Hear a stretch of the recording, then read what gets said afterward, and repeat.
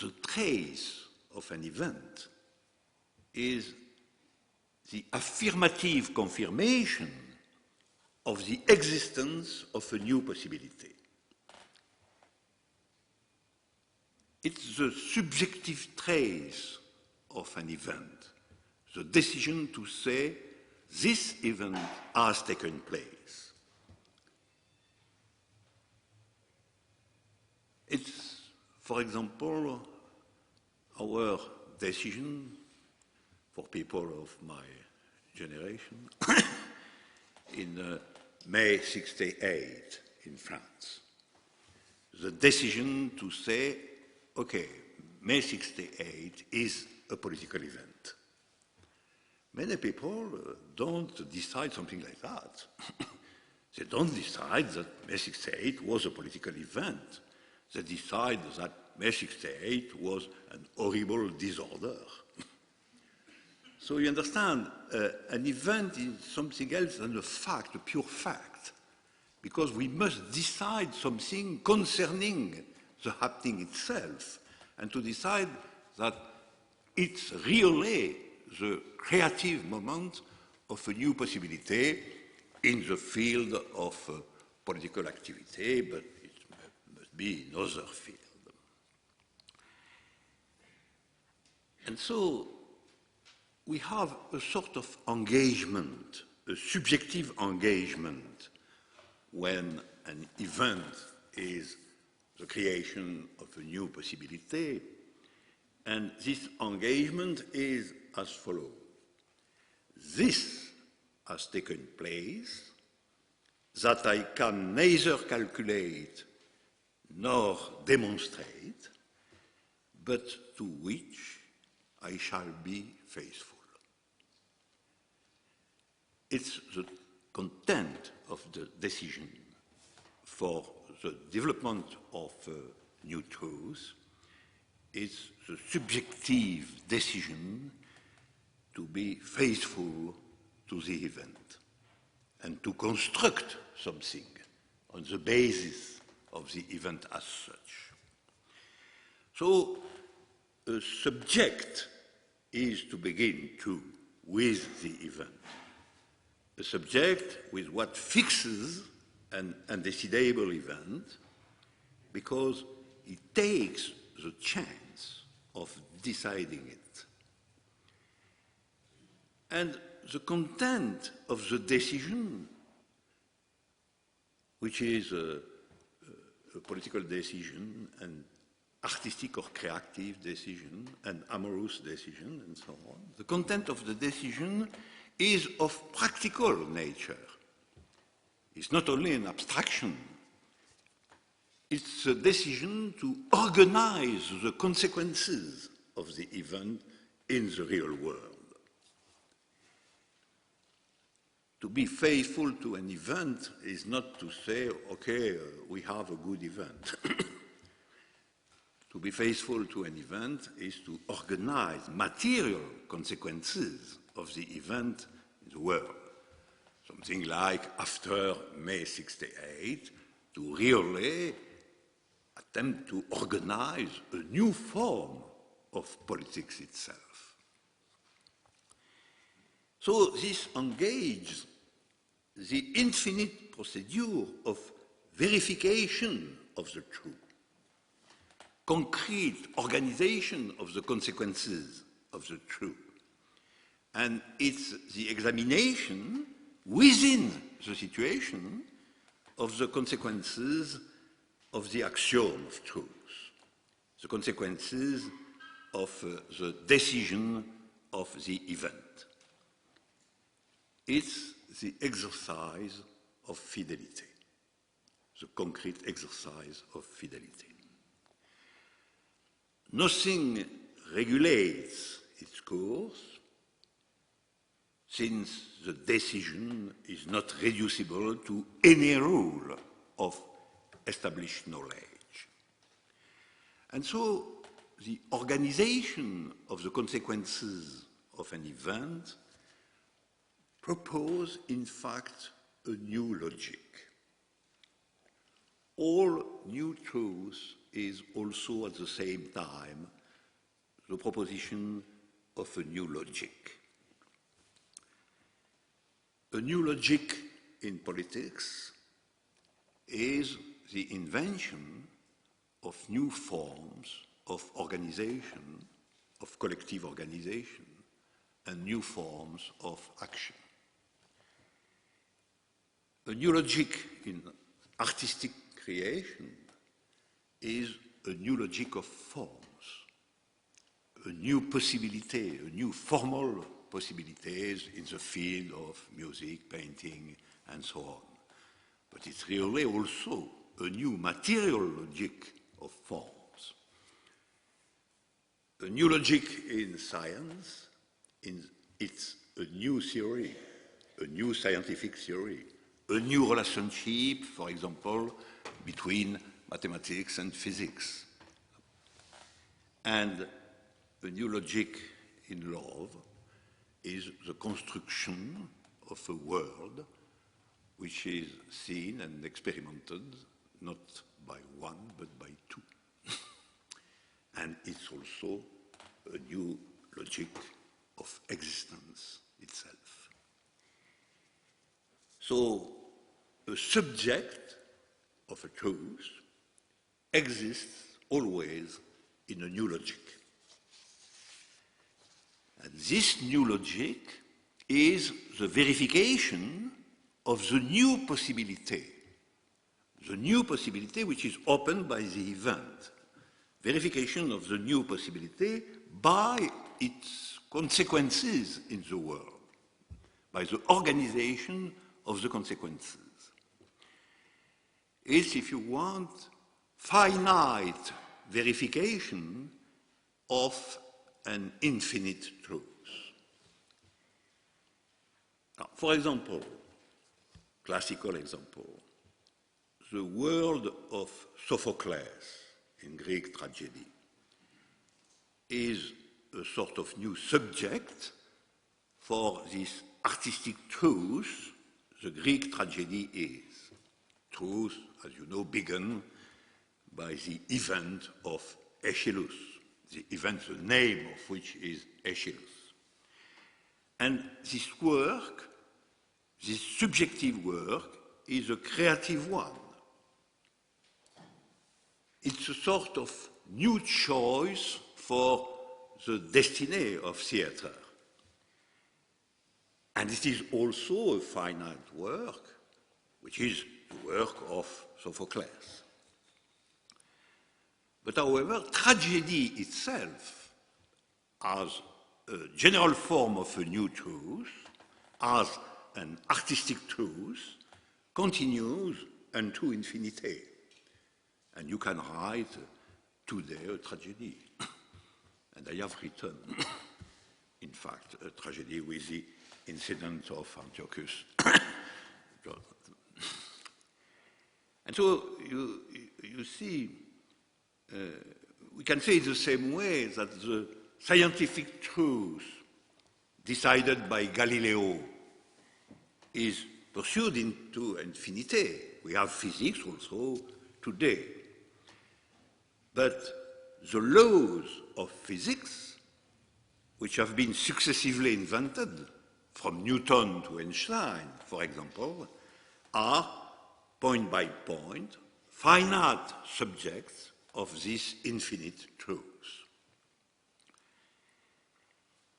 We continue with the process of truth. It began by an undecidable event. It finds its act in a finite subject, which is the realization of a part of real of the new possibility opened by the event, and this verifying process continues with successive creative choices, like the choice of Sophocles after Aeschylus, or the choice of Einstein after Newton, and so on. So you see, little by little appears something which is as a subset of the world, a subset of the situation, and which is created point by point by the process of the truth after the beginning by an event. Classical tragedy, mathematical physics, revolutionary politics, amorous life, all that appears in the world as a new part of the world, which is the reality of the truth itself, which is the production of the truth by the subjective process, which is the beginning of which is the event. So, in this subset, which is the truth itself, if you want, the material existence of the truth inside the world, in this subset, the eventful axiom verifies the effect. So, if you want, we come from a pure decision at the beginning, the decision to be faithful to the event, and the event is something by chance, to the progressive realization of a material subset, of a form of the reality in the world, which continue after the successive choices of the subject of truth. And it's clear that this subset is infinite, that it remains unterminable.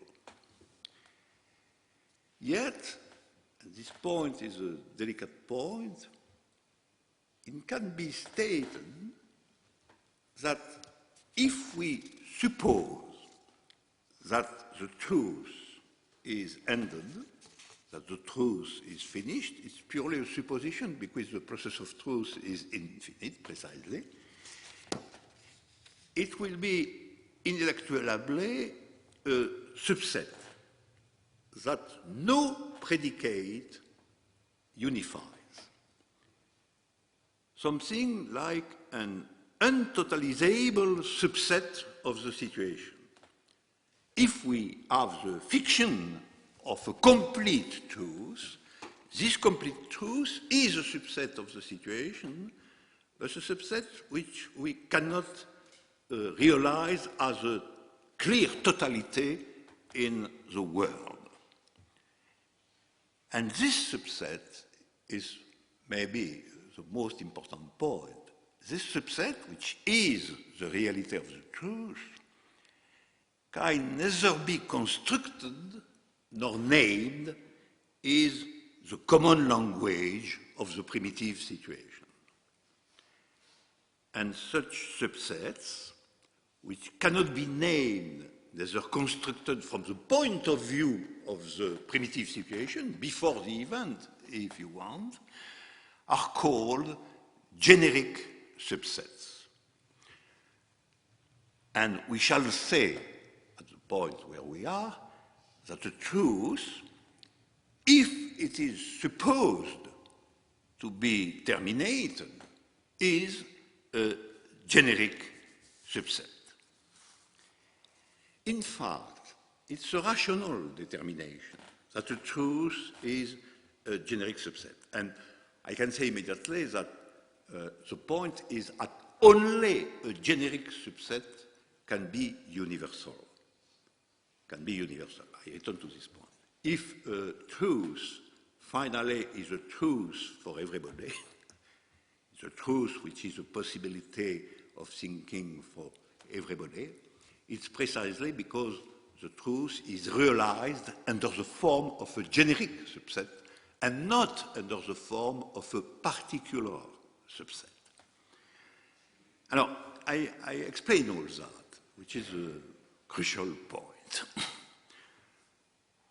It's impossible, in fact, that the result of a succession of creative acts, beginning by an event, which is by chance, could be a classical part of the world, with its identity and its name. Because if the identity and the name of a part of the world is established in the world, confirmed by the power or something like that, neither the event nor the creative acts faithful to the event are really new.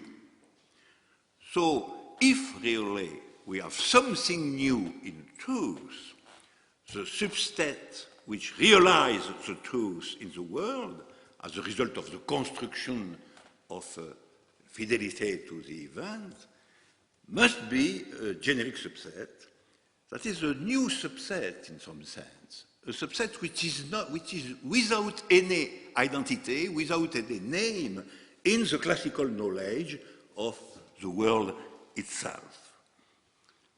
Finally, the event and the creative acts of the development of a truth cannot be inscribed in the world as it is.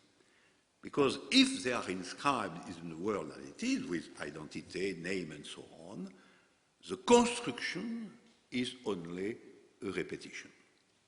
And if we admit that there is something new in the truth, we must propose to say that the realization of a truth is always the realization of a generic subset. So, a new truth is not reducible to established knowledge at the level of the part of the real which is really the truth. And so its construction, the construction of the truth, is a construction of a subset of the world which is without identity and without name in the language of the world as it is. It's really a generic subset. And it is why a truth is a universal construction. You know, the material of the birth and of the construction of the truth, the birth with an event, the construction with subjective choices and creative art, all this material is inside the world. It's not something which happens outside the world. The material is inside the world, but the logic is a new logic. The logic of the construction is a new logic, and so the result is not absolutely reducible to the knowledge of the world. It's a generic subset. It is not a part which is submitted to the laws of the world and to the language of this world. For example, there does not exist after Galileo a closed and unified subset of knowledge that we could call physics. There exists an infinite and open set of laws and experiments. Even if we suppose this set to be terminated, no unique formula of language could resume it. There is no law of physical laws. There are the generic subset of physical laws, but there is no totalization of this subset in the situation of the world itself. So the physical is a generic set, both infinite and indistinct. That is what the being of physical truth is, a generic subset of the general world of thinking. And in the same way, after the 1792 revolution in France, there were all sorts of revolutionary politics, as you know, but there is no unique political formula which totalizes this revolutionary politics. The set called revolutionary politics is a generic truth of the political field. What happens is practically that we cannot give a precise name to a truth, because if we can give a precise name to a truth, we inscribe the truth inside the world. All truth, finally, is in the world as an exception to the world. A truth is inside the world, but it's also something universal, or something which is universal goes beyond the limit of the world, because it's possible to understand something universal in another world, in another time, in another place in the space, and so on. So, as a generic subset of the world, truth is also universal in the sense that we cannot identify the truth from the point of view of a particular world. As a generic subset, a truth can be identified from a world which is not the same world, that's the world where the truth has been created and produced. What only happens is that we can always anticipate the idea of a complete generic truth. We cannot have a name for that, but we can have the fiction of a truth which is a complete truth. So, to be simpler, the generic being of a truth, as a subset, as a generic subset of a world, is never presented. It's never presented because the truth is infinite by itself and its generic subset. A truth cannot be a complete and finite subset of the world, because the truth is an infinite process and a generic subset. But we can know formally that the truth will always have taken place as a generic infinity. So we can have the possible fictioning of the effects of its having took place. We can anticipate as a fiction the idea of a complete truth, if in fact the truth is never completed because it's infinite and generic. The subject, and it's always the case, the subject can make the hypothesis of a universe where this truth, of which the subject is a local point, the creative part, will have completed its generic totalization. I call the anticipating hypothesis for the generic being of a truth a forcing. The forcing is the name for the powerful fiction of a complete truth. Or this question of the possible fiction of a complete truth as a powerful fiction is a very important and philosophical problem concerning the general existence of truth. Because starting with such a fiction, the fiction that the process of truth is complete, I can force new bits of knowledge without even verifying this knowledge, without a precise construction of this knowledge. For example, Galileo, personally, could make the hypothesis that all nature can be written in mathematical language. Is a sentence of Galileo. All nature can be written in mathematical language. But you clearly understand that there is no physical truth which is able to say that.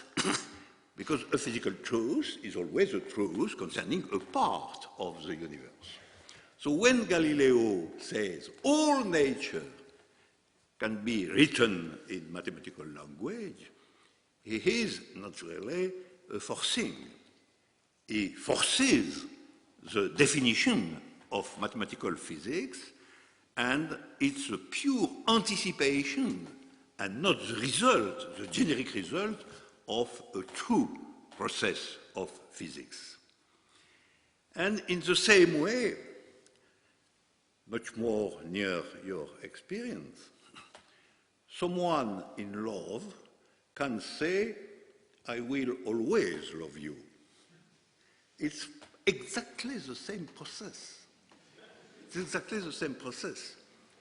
It's an anticipating hypothesis of a truth in the form of integral love, of a love which is unfinished in its proper development. And from this hypothesis, the lover will say, I will always love you. That is generally the affirmation of any lover. He forces the other to come to know him and to treat him or her differently.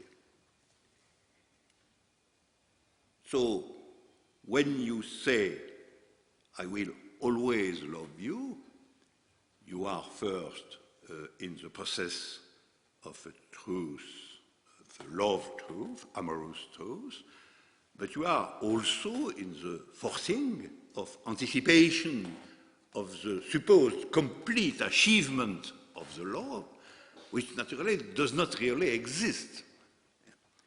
And so, when we say something like that, the construction of love, point by point, day after day, is in the light, but the forced light of its generic totality. So we can see that we have here not only the construction of truth, but the potency of a fiction concerning the complete totalization of this truth. And the relationship between the construction of truth and the fiction of the complete achievement of the truth is a very important dialectics. We can see that in Galileo, we can see that every day in amorous love, but we can see that equally in promise of a new art, a new school of art, new forms. The promise that with this new form, we have a complete and achieved transformation of the field of art in its totality. So we can say simply all that the construction of truth is made by a succession of creative choices, the exercise of fidelity to an event. So the construction of a truth is always made locally, within the finite. But the potency of a truth is something different. The potency of a truth depends on the hypothetical forcing. It consists in saying, if we suppose the generic infinity of a truth to be complete, then such or such a bit of knowledge must imperatively be transformed. Exactly as when you say, I will always love you, we can, under this fiction of achievement, forces the couple, forces the life of love to be transformed.